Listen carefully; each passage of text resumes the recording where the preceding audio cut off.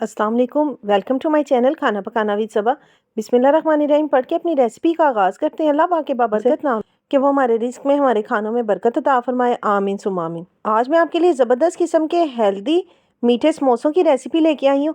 जैसे कि अभी रिसेंटली रमज़ान शरीफ ख़त्म हुआ है, तो मज़े मज़े के खाने खाने की आदत हो गई है। तो आप इन स्नैक्स को बनाइए, हेल्दी भी होंगे। इसके अलावा ये बच्चों के लंच बॉक्स के लिए भी बड़े बेस्ट है कि एक हेल्दी मील के तौर पे आप उनको दे सकते हैं। तो चलें फिर अपनी रेसिपी का आगाज़ करते हैं। इसके लिए मैंने हाफ़ कप मैदे का लिया, जिसको मैंने छान लिया, और अब इसमें मैं ऐड करने लगी हूँ हाफ़ टी स्पून नमक का। और साथ ही इसमें मैं ऐड कर रही हूँ 4 टेबल स्पून घी के। इसमें हम घी ऐड करेंगे, ऑयल ऐड नहीं करेंगे। और साथ ही इसमें मैं ऐड कर रही हूँ 1 टेबल स्पून के बराबर ज़ीरा, जिसको मैंने दरदरा सा कूटी है। अपने मैदे और घी को सबसे पहले हम पानी डाले बगैर ही अच्छे से मिक्स करेंगे। इसको हम 5 से 7 मिनट के लिए मिक्स करेंगे, जिसमें ये दोनों चीज़ें बिल्कुल यकजान हो जाएंगी। जब आप इसको मिक्स करेंगे तो आपको आइडिया हो जाएगा कि इसमें घी कम तो नहीं, तो उस सूरत में आप इसमें थोड़ा सा घी और भी ऐड कर सकते हैं। ये देखें, ये अब कितने अच्छे तरीके से मिक्स होना स्टार्ट हो गए हैं। ऑलमोस्ट 7 से 8 मिनट में ये बिल्कुल यकजान होने लग जाता है। ऐसे जैसे किसी भी चीज़ की मुट्ठियाँ सी बननी शुरू हो जाती हैं कि जब हम इसको हाथ पे लेंगे तो ये सेपरेट नहीं रहेगा, बल्कि ये दोनों चीज़ें यकजान हो जाएंगी। जब आपका मैदा भी इस फॉर्म में आ जाए तो थोड़ा थोड़ा पानी डाल के हम इसकी एक हार्ड सी डो गूंद लेंगे। ऐसे जैसे हम नॉर्मल अपना आटा गूंदते हैं वैसे ही हम इसको गूंद देंगे, लेकिन इसकी डो काफ़ी हार्ड गूंदी जाएगी। तो जो लोग रमज़ान शरीफ में समोसे बनाते हैं उनको तो आइडिया होगा कि वो कितना हार्ड इसका आटा गूंदते हैं। इसका आटा इससे भी थोड़ा ज़्यादा हार्ड ही गूंदा जाएगा। मेरी तो एक मुमानी डेली बेस पे रमज़ान शरीफ में अपने बच्चों के लिए समोसे बनाती हैं, और कुछ लोग तो मेरी तरह होते हैं जैसे कि एक दफ़ा बना लेते हैं और पूरा महीना इसको चलाते हैं। मैंने मैदे को अच्छी तरह से मिक्स करने के बाद बहुत अच्छे तरीके से इसको गूंद भी लिया है। तो बस अब इसको हम थोड़ा सा ऑयल लगा के, ताकि ये ड्राई ना हो, इसको कवर करके हम तकरीबन आधे से 1 घंटे के लिए रेस्ट दे लेंगे। सर्दियों का मौसम हो तो आप इसको बाहर भी रख सकते हैं, और अगर थोड़ा मौसम गर्म हो तो आप इसको फ्रिज में रख लें। तो जब तक हमारा आटा रेस्ट करता है, हम इसकी फिलिंग तैयार कर लेते हैं। फ्राई पैन में सबसे पहले मैं ऐड करने लगी हूँ 1 से 2 टेबल स्पून ऑयल के, और साथ ही इसमें मैं ऐड करने लगी हूँ 1 पाव के करीब सूजी, जिसको मैंने अच्छे से छान के तो चेक कर लिया हुआ कि ये बिल्कुल ठीक है। इसको हम बिल्कुल स्लो आंच पे फ्राई करेंगे। आप इसकी आंच देख सकते हैं, ताकि इसका जो कच्चापन है वो अच्छे तरीके से दूर हो जाए। ज़्यादा घी हम ऐड नहीं करेंगे, क्योंकि इसके साथ इसकी फिलिंग काफ़ी ऑयली हो जाएगी। 8 से 10 मिनट तक बिल्कुल स्लो आंच पे फ्राई करने में आप देख सकते हैं कि इसने अपना कलर काफ़ी हद तक चेंज कर लिया। इट्स मीन कि इसके जो बुनाई है वो अच्छे तरीके से हो गई है। आप इस पॉइंट पे इसको चेक भी कर सकते हैं, इसमें किसी तरह का कोई भी कच्चापन बाकी नहीं होगा। तो बस अब हम इसको निकाल के रख देते हैं, ताकि ये अच्छे तरीके से ठंडी हो जाए। हल्का हल्का सा हम अपने ड्राई फ्रूट्स को भी फ्राई कर लेंगे बग़ैर ऑयल के, ताकि अगर इनके अंदर कोई थोड़ी सी भी नमी हो तो वो ख़त्म हो जाए और हमें इनको फ्रीज़ करना ईजी हो जाए। ड्राई फ्रूट्स आप अपनी मर्ज़ी के मुताबिक इसमें ऐड कर सकते हैं। काजू डाल लें, पिस्ते डाल लें, बादाम डाल लें, मेवे डाल लें, गिरी डाल लें, जो आपका दिल करे वो आप इसमें डाल लें।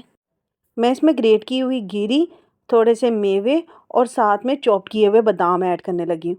इंग्रेडिएंट हमारे अच्छे तरीके से ठंडे हो गए, तो अब हम इन सब चीज़ों को एक जगह पे इकट्ठा कर लेते हैं। बस आप ये देख लीजिएगा कि ये अच्छे से ठंडे हों, अदरवाइज़ इनमें अगेन नमी आ जाएगी। 1 पाव सूजी में मैंने ऐड की है 100 पाकिस्तानी रुपीज़ की गिरी, जिसको मैंने थोड़ी देर पानी में डिप करके तो अच्छे से वॉश करके तो फिर ग्रेट किया था, और 1 पाव के करीब किशमिश, और इतने ही ऑलमोस्ट बादाम हैं जिनको मैंने चॉप किया हुआ है।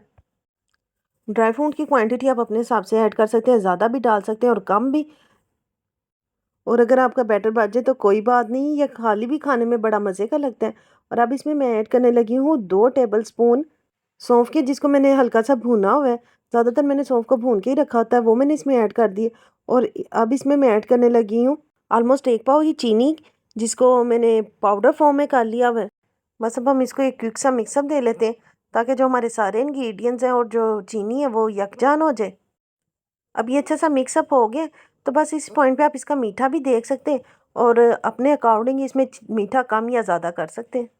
इसको हम कर देते हैं साइड पे, और जो हमने अपने आटा गूंद के रखा था वो ले आते हैं मैदान में, और इसको अगेन हम एक अच्छा सा मिक्सअप दे लेते हैं। बहुत ज़्यादा भी मिक्सअप देने की ज़रूरत नहीं, बस अच्छे से हमने इसको नीट तो कर लिया हुआ है, लेकिन एक मिक्सअप दे लेते हैं। आप चाहें तो ये बड़े बड़े पेड़े बना के तो फिर उससे साथ छोटे छोटे अपने अपने मीठे समोसे बना लें, या फिर आप छोटे छोटे पेड़े भी बना के तो उनके साथ भी आप बेल के तो समोसे बना सकते हैं। छोटे छोटे समोसे बना लें, बड़े बड़े बना लें, वन बाइट बना लें, ये सब अब आप पे डिपेंड करता है।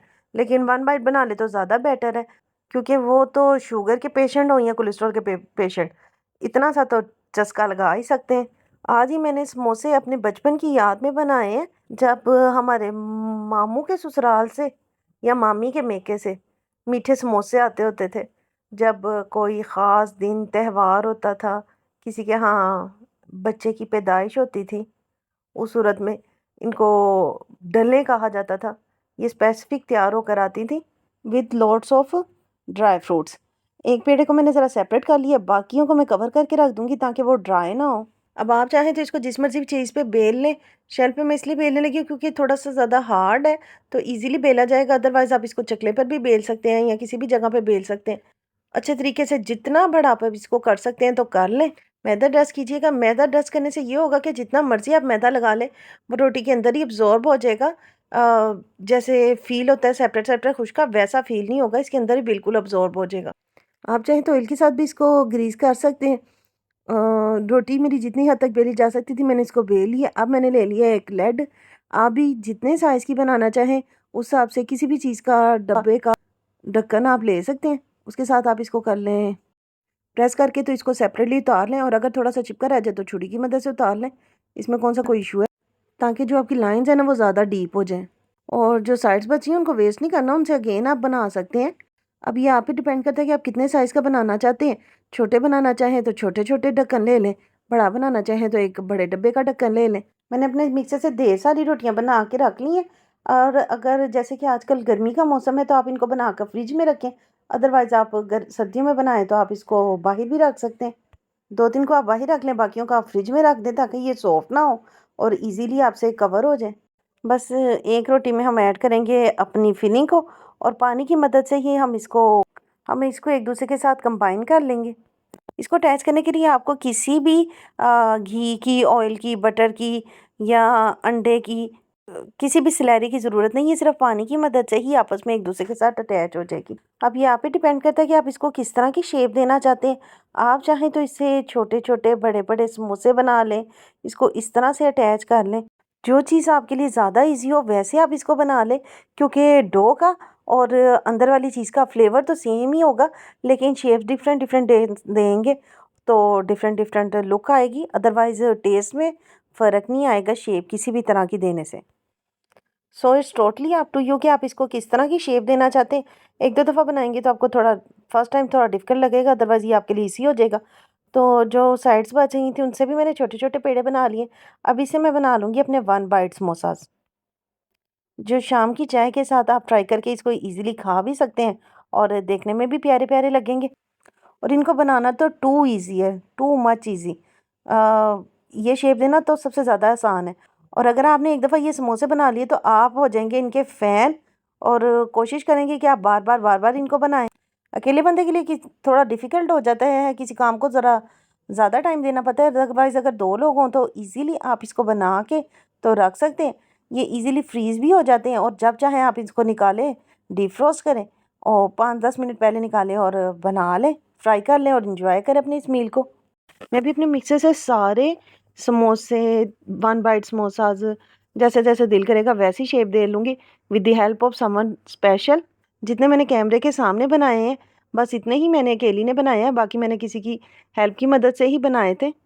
कुछ रिश्ते तो ऐसे होते हैं जो हमारी पैदाइश के साथ ही अल्लाह ताला हमारे साथ जोड़ देते हैं, और कुछ रिश्ते हम अपनी शादी के बाद बना लेते हैं। लेकिन कुछ ऐसे रिश्ते भी हैं जिनके साथ हमारा खून का या किसी तरह का भी कोई रिलेशनशिप नहीं होता, लेकिन वो हमारे लिए उसी तरह ही या फिर कभी कभार उससे भी ज़्यादा बढ़कर हमारे लिए अजीज़ हो जाते हैं। सो अगर आपकी ज़िंदगी में भी कोई एक ऐसा दोस्त है जो आपके अच्छे बुरे वक्त का साथी है, तो then you are so much lucky. मैंने अपने सारे बैटर के साथ डिफरेंट डिफरेंट शेप देके मीठे समोसे या हेल्दी समोसे तैयार कर लिए। तो अब इनको सेपरेट रखते हुए ही फ्रीज़ करेंगे।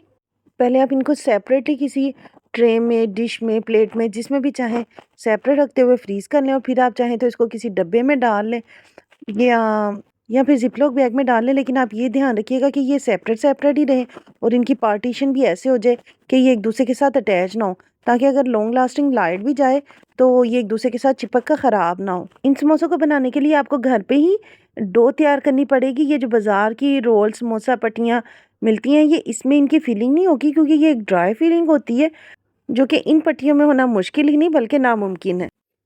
मेरे इस समोसों को पड़े हुए तकरीबन 10 दिन हो गए, तो आप ये देख सकते हैं कि ये कितने हार्डली और अच्छे फ्रीज़ हुए हैं। तो अब हम इनको कर लेते हैं फ्राई। बहुत ज़्यादा खोलता हुआ हम ऑयल नहीं गर्म करेंगे, ताकि ये एकदम से जल ना जाए, क्योंकि अभी हमने इसको पकाना है। सो हम इसको स्लो आंच पे अच्छे से फ्राई करेंगे। ये टाइम कंज्यूमिंग ज़रूर होंगे, लेकिन बड़े अच्छे तरीके से क्रिस्पी और क्रंची फ्राई होंगे। लेकिन हम इनको लो मीडियम आंच पे फ्राई करेंगे। सिर्फ एक ऑयल है, एक ऐसा है जो इसमें अनहेल्दी है, बाकी सब चीज़ें हेल्दी हैं। तो आप चाहें तो आप इसको एयर फ्राई में भी फ्राई कर सकते हैं। 7 से 8 मिनट में ये बड़े अच्छे तरीके से एक साइड इसकी फ्राई हो गई, तो मैं अब इसकी साइड चेंज करने लगी हूँ, ताकि दूसरी साइड भी अच्छे तरीके से फ्राई हो जाए। ऑलमोस्ट 15 से 17 मिनट में ये बड़े अच्छी तरीके से फ्राई हो जाएंगे। और जो फ्राई हो जाए आप उसको निकाल के किसी भी स्ट्रेनर में रखें, ताकि ये ऐसे ही क्रिस्पी और क्रंची रहें।